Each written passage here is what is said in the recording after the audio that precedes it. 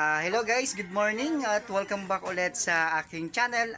For today's video, isi-share ko lang sa inyo guys yung mga pinamili ko ngayong gulay para dito sa aming sari-sari store.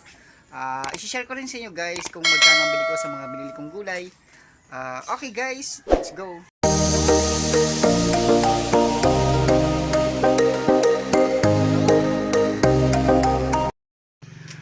Okay guys, hello guys. Share ko lang sa inyo guys yung binili kong sibuyas. Ito yung sibuyas guys na binili ko ay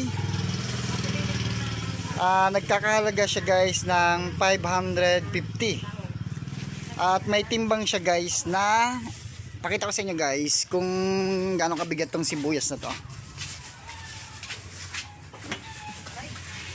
At may timbang siya guys na 6.8. At ang bili ko dito guys ay 550. At ang lumalabas na puhunan niya ay 80 pesos. Okay. Pag ganito ang binibili nyo guys ay mas nakakatipid at nakakamura tayo ng presyo. At next naman natin guys itong repolyo. Yan guys, repolyo. At ang kuha ko naman dito guys sa repolyo na to ay 220. Mamaya guys ay papakita ko sa inyo kung magkano ang halaga nito pag nabalatan ko na. Okay guys, mamaya babalatan ko yan guys at ibabahagi ko sa inyo kung paano ko siya balatan. At next naman natin guys ay itong si patatas. Ang kuha ko dito guys ay kalahating entero. Ititimbang ko lang guys para makita nyo rin kung magkano ang halaga. Ang bili ko dito kanina guys ay 500 pesos. Bali guys may puhunan siya na ang timbang niya 9 kilo. Tapos ang puhunan niya ay 55 pesos. Kaya ang presyo niya ay 500. Bale ang puhunan nito guys na patatas ay 500 pesos. Yan. Next naman natin guys itong si sayote. Ang kuha ko dito guys sa sayote ay 240. Tinimbang ko na to kanina guys at may bigat siya na 10 kilos pero papakita ko sa inyo guys. Yan. Ang kuha ko dyan guys ay 240 na may bigat siya guys na 10 kilos. Tapos ang puhunan niyan ay kukunin lang natin guys yung puhunan.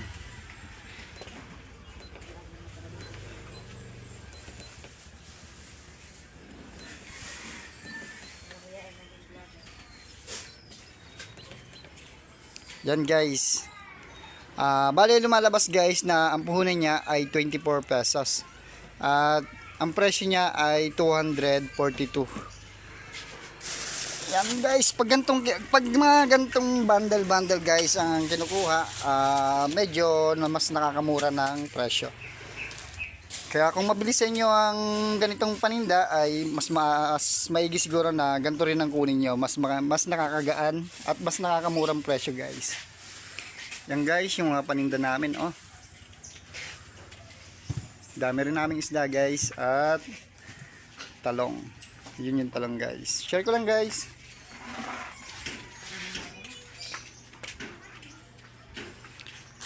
Okay guys, at balik tayo dito sa repolyo para makita nyo kung paano ko balatan to. Okay guys, at share ko lang sa inyo guys kung paano ko to balatan yung repolyo. At ititimbangin ko siya guys mamaya pagkatapos kong balatan para makuha ko guys ang puhunan namin dito guys. Hindi mo kasi siya pwedeng itimbang na may mga balat pa kasi hindi naman nabibili yung balat. Ganito ang itsura niyan guys kapag hindi pa nababalatan. May mga balat siya na hindi na pwede. Masyado nang matigas to para sa gulay. Kaya babalatan natin siya guys ng ganito. Kukunin lang natin guys yung pinakang ubod niyan. Yan. Tapos, pag nabalatan na ito lahat guys, ay ititimbang namin para makuha namin yung puhunan namin. Tsaka kami magbe-presyo. Okay guys, panoorin nyo ako.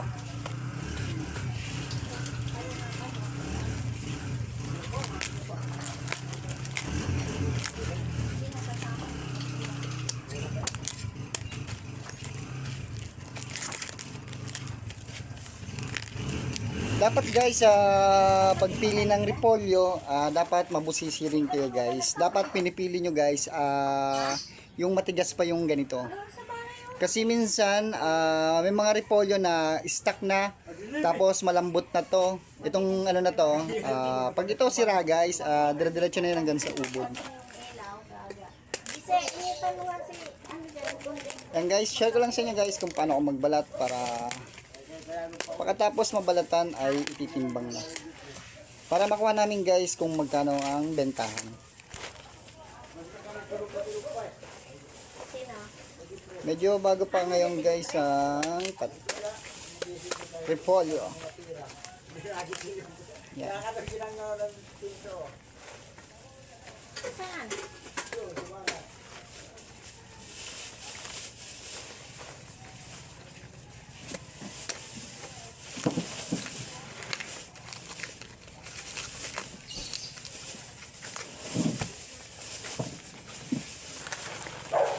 Tulog na natin to dito sa baba.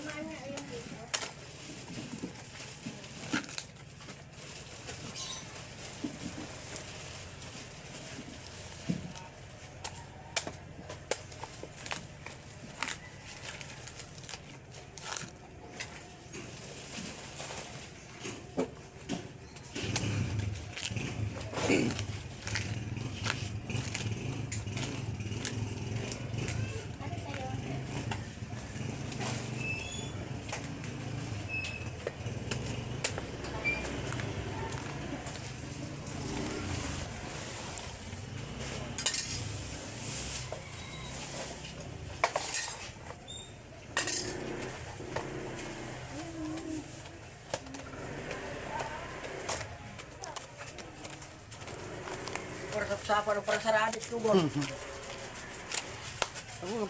Okay guys, at tapos ko na ang balatan yung repolyo guys. At ngayon naman ay isi-share ko sa inyo kung ilang kilo to guys para malaman ko kung magkano ang puhunan dapat.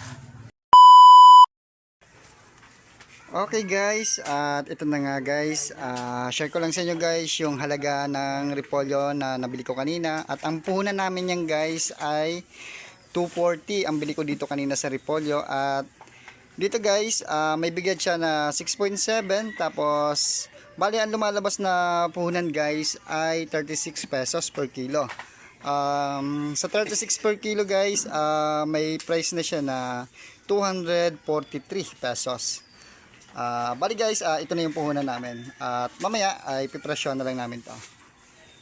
Okay guys, at hanggang dito na lang ang video na to. At kung hindi ka pa nakasubscribe sa aking channel, ay mag-subscribe ka na at pindutin mo na rin ang notification bell para lagi kang update sa mga bagong video na i-upload ko. Okay guys, thank you!